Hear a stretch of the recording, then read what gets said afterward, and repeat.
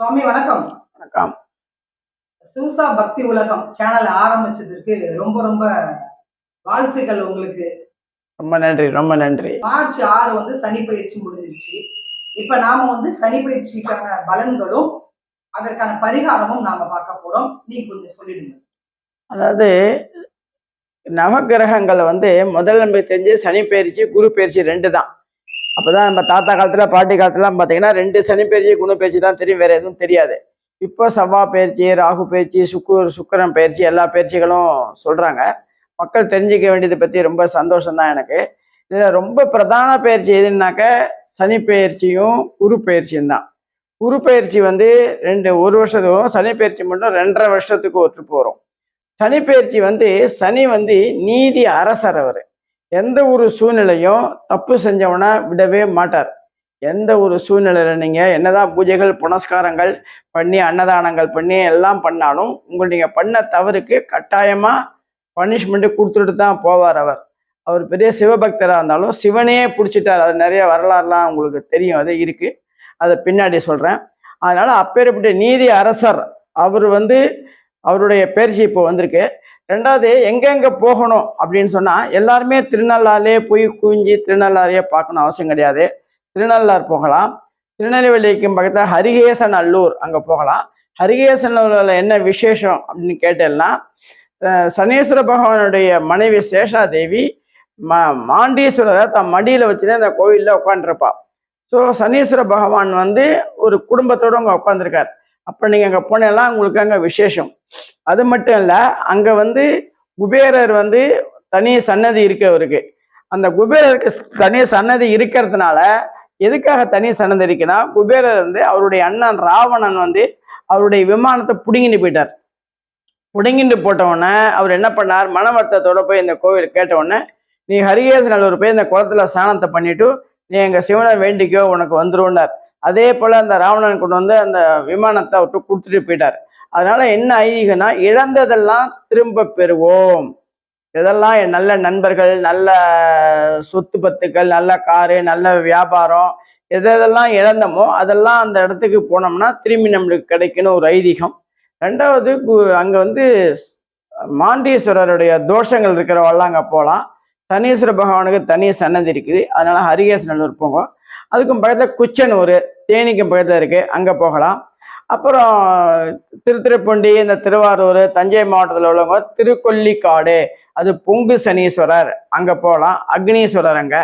அதனால் எந்த விதமான உங்களுக்கு 7.5 சனியில் வந்து கண்ட சனி, அஸ்ம சனி, பாத சனி, ஜென்மாந்திர சனி, எந்த சனி இருந்தாலும் அந்த கோயிலுக்கு போனால் உங்களுக்கு சரியாயிடும். அதுக்கப்புறம் சென்னையில் இருக்கிறவங்க என்ன பண்ணலாம், பொழிச்சலூர், பம்மலுக்கும் பக்கத்தில் பொழிச்சலூர் இருக்குது. அந்த பொழிச்சலூருக்கு போயிட்டு வாங்க, அங்கே நல்லா நிவர்த்தி அடையும். இப்போ வந்து இந்த சனிப்பெயர்ச்சி வந்து இப்போ யாருக்குமே எந்த விதமான ஓகோன பாதிப்பு கிடையாது. காரணம் என்ன, பின்னாடியே வந்து குரு பெயர்ச்சி வருது. அதனால குருவும் சனீஸ்வரனும் நட்பு வீடு. அதனால என்ன பண்ணுவார், குரு வந்து சனீஸ்வரனுடைய தாக்கத்தை வந்து கம்மி பண்ணிடுவார். சனீஸ்வர பகவான் நீச்சத்தில் போயிடுவார், குரு உச்சத்துக்கு வந்துடுவார். இந்த ட்ரிப்பு 2 குரு பெயர்ச்சி வருது, நல்லா ஞாபகம் வச்சுக்கோ. 2 குரு பெயர்ச்சி வரதுனால சனீஸ்வர பகவானுடைய ஆதிக்கங்கள் கொஞ்சம் கம்மியா இருக்கும். ரொம்ப உஷாரா இருக்க வேண்டிய ராசிகள் பார்க்க போனா மேஷம் கொஞ்சம் கரெக்டா இருக்கணும். மேஷத்துக்கு கொஞ்சம் ப்ராப்ளம் இருக்கு. அதே போல வந்து மிதுனம், கடகம். மிதுனத்துக்கு நல்லா இருக்கு, கடகம் நல்லா இருக்கு. மீனத்துக்கு வந்து அவ்வளோ சூப்பரா இருக்கு. ஆனா விரய செலவுகள் வரும். எந்த அளவுக்கு வருமானம் வருதோ அந்த அளவுக்கு செலவுகள் வரும். கொஞ்சம் உபாதைகள் வரும், உடம்புல கொஞ்சம் பிரச்சனைகள் வரும். அந்த பிரச்சனை வராமல் இருக்கணும்னா நீங்க வந்து தன்வந்திரியை வேண்டிக்கோ, வைத்தீஸ்வரன் கோயில் போயிட்டு வாங்கோ, சரியாயிடும். சனீஸ்வர பகவான் உங்களை அண்டக்கூடாது அப்படின்னு சொன்னேன்னாக்க நீங்க என்ன பண்ணணும், யாருடைய மனஸ்தாபங்களுக்கும் ஆளாகக்கூடாது, மன கஷ்டங்களுக்கு ஆளாகக்கூடாது, அதிகார துஷ்பிரயோகம் பண்ணக்கூடாது. உத்தியோகத்தில் உள்ளவா அதிகார துஷ்பிரயோகம் பண்ணக்கூடாது. வீட்டில் ஹெட் ஆஃப் த ஃபேமிலியாக இருக்கிறவங்க பிள்ளைங்களுக்கு ஒரு நியாயம், மருமகளுக்கு ஒரு நியாயம், மருமகனுக்கு ஒரு நியாயம், தனக்கு ஒரு நியாயம் அப்படின்னு சொல்லக்கூடாது. இப்படிலாம் சொல்லும்போது என்னாகும், அந்த வீட்டுக்கு வந்தவங்க, உங்களை நம்பி வந்தவங்க மன கஷ்டங்கள் ஆகும்போது அவங்க நேராக சனீஸ்வர பகவான்கிட்ட போய் வேண்டுவாங்க. பகவானே, இதே போல சூழ்நிலையில கொண்டு போய் என்னை தள்ளிட்டியே, நான் மாட்டின்னு விட்டேனே அப்படின்னு வேண்டும் போது என்ன ஆகும்னு கேட்டேன்னா, அந்த சனீஸ்வர பகவான் நீதி அரசர் சொல்றேன் இல்லையா, உங்களை போட்டு தாக்கிடுவார்.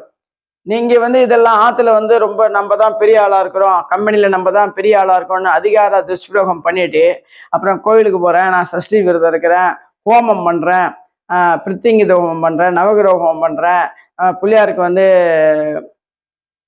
ஹோமம் பண்றேன் அப்படின்னு சொல்லி இல்லை கணபதி ஹோமம் பண்றேன் அப்படிலாம் பண்ணி பிரயோஜனமே கிடையாது. நீங்க என்னத்தை தான் ஹோமங்கள் பண்ணாலும் உங்களை சனீஸ்வர பகவான் விட மாட்டான்.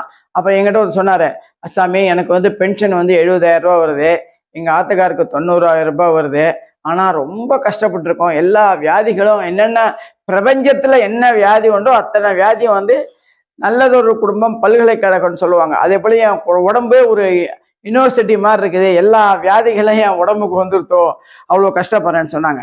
நான் சொன்னேன், எத்தனை குழந்தைகள்மா அப்படின்னு. 3 பசங்க அப்படின்னாங்க.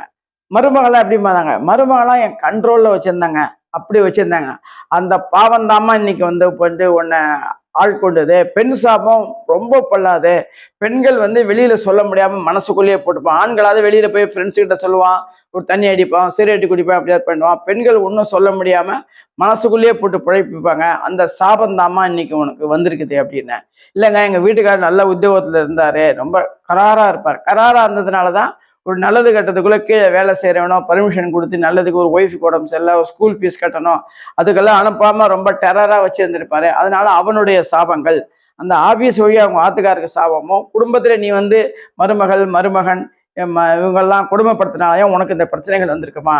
இந்த பிரச்சனைகளையும் இந்த மீண்டு வரணும். யாகங்கள் ஹோகங்கள் எதுவுமே பண்ணாத, சிவ வழிபட்டு நேர சிவன்கிட்ட போய் முறையிடு. இதை போல வந்து சனீஸ்வர பகவானுடைய தாக்கம் எனக்கு ஜாஸ்தி இருக்கு, அதுலேருந்து என்னை விடுபட்ட வை அப்படின்னு சொன்னாலே உனக்கு எல்லாமே விடுபட்டுடும். நீங்க வந்து சனீஸ்வர பகவானை டைரக்டா நீங்க பார்க்க வேண்டாம். தர்பானீஸ்வரர் அப்படின்னு சொன்னாக்க, அந்த தர்பானீஸ்வரர் அந்த காட்டுல தான் சிவன் இருந்தார். அந்த சிவன் இருக்கிற ஊர்ல தான் போயிட்டு திருநள்ளாறுல சனீஸ்வர பகவான் கொடுத்துனா இருக்கிறார். அதனால நீங்க சர்பேஸ்வரா சர்பேஸ்வரா தர்பானீஸ்வரா அப்படின்னு சொன்னாலே உங்களுக்கு சனீஸ்வர பகவான் இது கம்மியாயிடும். திரும்ப திரும்ப சொல்றேன், நடந்தது நடந்து போச்சு. இனி வரக்கூடிய காலங்களில் அதை அதியாக துஷ்பிரயோகம் பண்ணாம, நியாயத்தை மாத்தி சொல்லாம, கரெக்டா என்ன ஒன்றும் நடந்தீங்கன்னா சனீஸ்வர பகவான் அதெல்லாம் 2.5 வருஷத்துக்கு வந்துட்டே இருப்பார். இந்த ஒரு ட்ரிப்போட போறது கிடையாது. நம்ம ஆயுசு எப்படி மூக்கில் இருக்கிற வரையும் சளி இருந்துட்டு இருக்கோம், அதே போல வாழ்நாள் இருக்கிற வரையும் நமக்கு சனி பயிற்சி குரு பயிற்சி எல்லாமே நடக்கும். நடந்தது நடந்து போச்சு. இனி வரக்கூடிய காலங்களாக தப்பு பண்ணாம, அடுத்தவங்க மனசு புண்படுற மாதிரி நடந்துக்காம, அடுத்தவங்க சொத்துக்கு ஆசைப்படாம இப்படிலாம் இருந்தாலே சனீஸ்வர பகவான் உங்களை ஒன்றும் பண்ண மாட்டார். கொஞ்சம் இல்லை, சனி பயிற்சின்னு ஒன்றும் பயப்படவே வேண்டாம். சனி பயிற்சி நன்னா இருக்கு, சில ராசிகளுக்கு நன்னா இருக்கு, சில ராசிகளுக்கு கொஞ்சம் தான் பிரச்சனை. அதனால ஒன்றும் பயப்படவே வேண்டாம். ஏன்னா பின்னாடியே வர குரு பயிற்சி வந்து அவ்வளோ நன்னா இருக்கு. 2வது குருவும் சனியும் நட்பு விடுதான், அதனால வந்து ரொம்ப தொந்தரவு பண்ண மாட்டார். தொந்தரவு பண்ண மாட்டாருங்கிறதுனால நீங்க தவறுகள் பண்ணாதுங்க. திரும்ப திரும்ப சொல்லுவேன், சனீஸ்வர பகவான் உங்களை ஒன்றும் பண்ண மாட்டார், ப்ரொவைடட் நீங்க தப்பு பண்ணாம இருக்கணும். தப்புங்கிறது தான் அடுத்த மனசு கஷ்டப்படி பேசுறது, அடுத்தவன் சொத்தை அபகரிக்கிறது, இதே போல பண்ணாம இருந்தாலும் உங்களுக்கு எல்லாமே நன்னா இருக்கும், சுபிஷமா இருக்கும். அடுத்த வாரம் வந்து ஒரு ராசிகளுக்கும் எந்தெந்த கோவில் போகணும், என்னென்ன பலன்கள் அப்படிங்கிறத சொல்ல போறேன். இதை சப்ஸ்கிரைப் பண்ணுங்க. புதுசாக ஆரம்பிச்சிருக்கேன். உங்களுடைய அன்பு ஆதரவு என்றுமே தேவை எங்களுக்கு. நிறைய ஆதரவு கொடுங்க, நிறையா சப்ஸ்கிரைப் பண்ணினால அடிக்கடி நான் சொல்றது எல்லாமே உங்களுக்கு வந்து சேரும். அடுத்து பரிகார ஸ்தலங்கள் சொல்ல போறேன். பரிகார ஸ்தலங்கள்லாம் என்னென்னாக்க, குழந்தை பிறக்காதவாளுக்கு, படிப்பு இல்லாதவாளுக்கு, கணவன் மனைவிக்குள்ள பிரச்சனை இருக்கிறவாளுக்கு, குழந்தை இல்லைன்னா படிக்கணுங்கிறவாளுக்கு, சொத்தை இழந்தவாளுக்கு, இதுக்கெல்லாம் பரிகாரம் அடுத்தது சொல்ல போறேன். இதுவரையும் பார்த்ததுக்கு ரொம்ப நன்றி. தென்னாடுடைய சிவனே போற்றி, எந்நாட்டுக்கும் இறைவா போற்றி. ஜெய ஜெய சங்கர கரகர சங்கர காமாட்சி சங்கர காலடி சங்கர.